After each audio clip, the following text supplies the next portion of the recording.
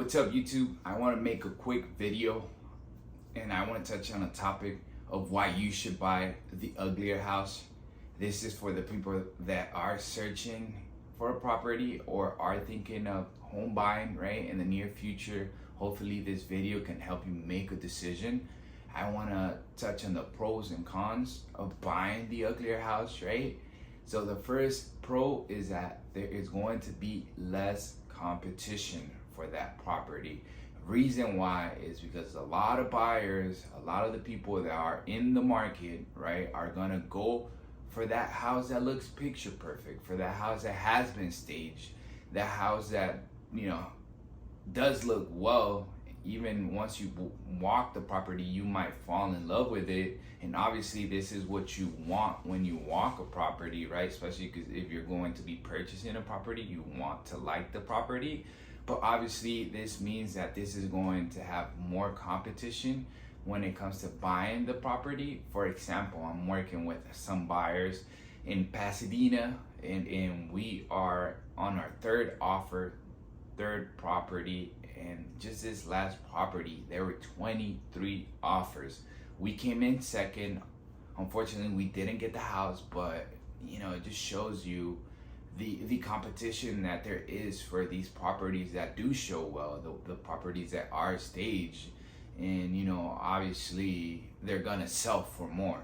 So less competition means you might get the property that you are wanting to purchase, right? Number two, you could build the sweat equity, meaning, right, if you buy the house that does need some work, that it is the uglier house, maybe it's the worst looking house on the block, but guess what, you could fix this property up, right?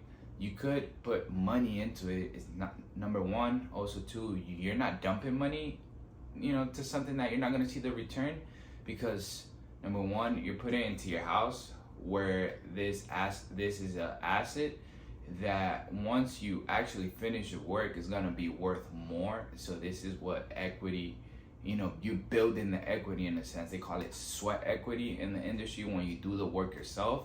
And number three, the third pro that I do tell a lot of buyers is that you actually, if you do the work, right, with your contractor or someone that you do trust, is that you actually know what craftsmanship is going into this house, the quality of work that these contractors are putting into the house, right? Because when you buy a house that's flipped, you weren't there for the process of building the house, right, or remodeling the house. You weren't there when the property, maybe had no walls. You didn't see the type of work that these contractors did. And obviously you still go through inspections during the escrow, but obviously in inspections, we don't open up walls to see how they did work. So that is the third pro that I do see when buying the Uglier House, right?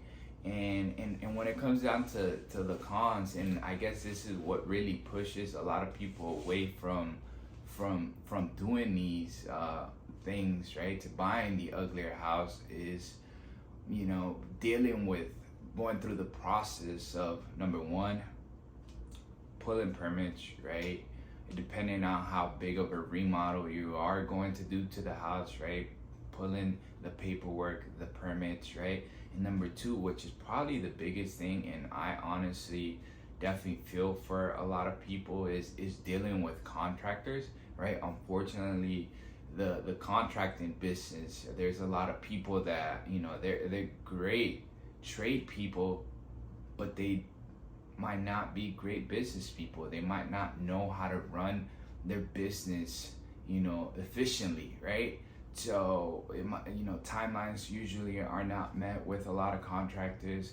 The waiting list for really good contractors is definitely long, especially right now after COVID. There's still delays in material. There's contractors that I know that they won't even look at work unless you want to wait 2 to 3 months, right? So that's definitely the con of buying the Uglier House, is you have to put up with the contractor and the paperwork. But I really feel like if you're willing to wait and go through the process, obviously lock in and buy the house, right? Because to be quite honest, there's no inventory right now. And let's say you do wait a year or two, like who knows, what if properties are even more expensive 1 or 2 years from now, right? So I definitely would suggest, if you are struggling with getting your offer accepted, or finding a house, definitely start looking for those uglier houses. Maybe it is hard, kind of realizing or visualizing what the property could look like. But there's ways of going about that. You could hire an interior designer, or you can even go on Pinterest, right? You can maybe even walk open houses of properties that you actually really like, but that that you can't afford that house, or that it's going to be a bidding war. Like, just go to that house, get ideas, get inspiration, and then guess what? Do the same thing to the uglier house. Number one, you're gonna buy it for cheaper, hopefully, right? Number two, you're gonna be able to do the work yourself. You actually know what type of work is being done to this property, right? So I think that's my biggest suggestion. And what I actually want to do is show you an example of what a house that has a ton of potential looks like here in Pasadena. So we're gonna go ahead and check this out and check that house out, and let me know down in the comment section, what do you guys think of the house? Would you guys go for it? What would you do to the house? It really helps my channel to grow. Thank you guys for watching. Share this, maybe replay it.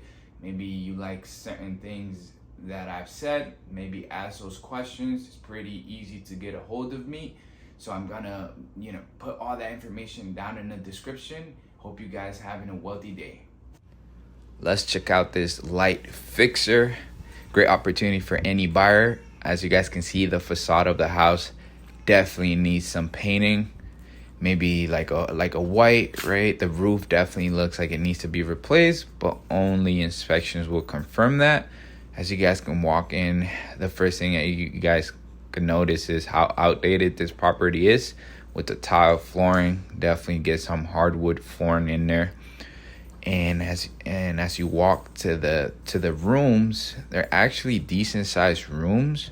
You definitely want to get some lighting in here. Definitely do some recessed lighting all over the house, because this one doesn't have one, or they don't have any sort of lighting on the ceiling, right? So it does make the property look darker than what it is.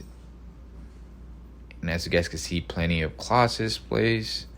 This property is a 3-bedroom, 2-bath, 1,600 square feet, and it actually just had a price reduction of $50K, right? And in this crazy market that we're having here in Altadena, Pasadena area, or just in general LA, this is something that it's unheard of, right?